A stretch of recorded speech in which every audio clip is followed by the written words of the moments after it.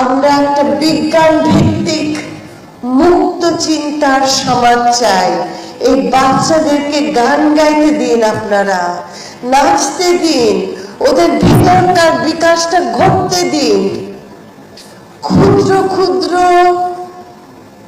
নিয়ম নীতি দেখিয়ে ওদেরকে দাবায় রাখবেন না।